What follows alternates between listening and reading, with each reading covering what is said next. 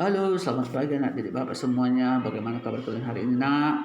Semoga kalian semua di dalam keadaan sehat. Sama seperti Bapak, juga dalam keadaan sehat. Tetap semangat, tetap berdoa, biarlah badai pandemi ini yang melanda belahan dunia, termasuk negara kita, cepat berlalu, sehingga kita bisa belajar dengan tatap muka seperti sedia kala. Jadi Bapak pesankan tetap semangat, baca bukumu, banyak cara untuk mendapatkan ilmu. Seperti pepatah, banyak jalan menuju Roma. Artinya banyak cara untuk meraih ilmu. Sekalipun kita belajar jarak jauh, kita tetap semangat. Baik, materi kita di minggu yang lalu kita sudah bahas tentang peranan Indonesia dalam percaturan politik dunia, di mana Indonesia masuk ke dalam anggota PBB.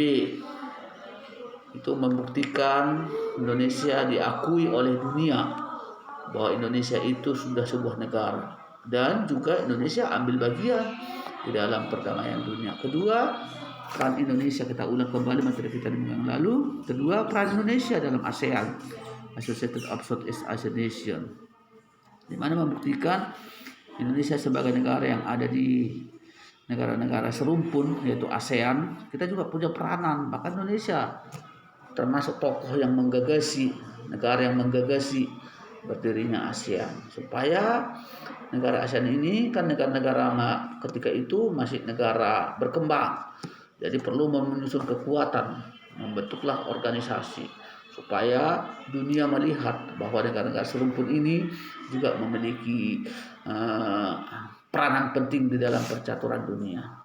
Dan yang ketiga, Indonesia juga terlibat di dalam gerakan-gerakan non-blok, ya, peran Indonesia dalam gerakan non-blok. Artinya di sini peran Indonesia itu tidak hanya di PBB, tidak hanya di ASEAN, tetapi ada juga gerakan non-blok. Apa itu gerakan non-blok? Gerakan non-blok adalah sebuah gerakan yang tidak berpihak. Ketika Perang Dunia Kedua, belahan dunia ini dibagi dua kelompok Barat dan kelompok Timur.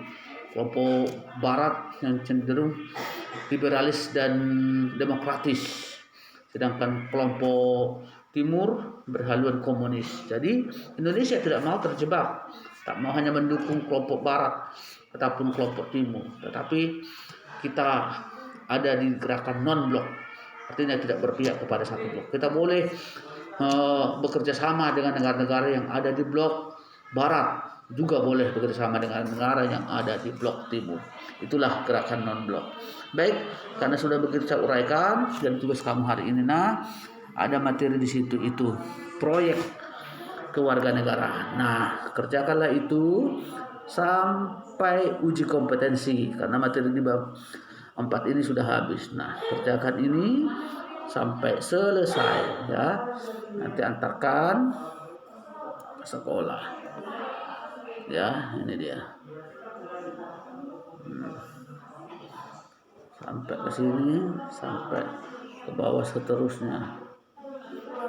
Boleh kami kerjakan nanti sampai uji kompetensi bab 2. Ya. Sampai ini. Ya. Sampai ini juga. Nah, demikianlah pertemuan kita hari ini. Bapak sudahi dengan ucapan selamat pagi. Ya.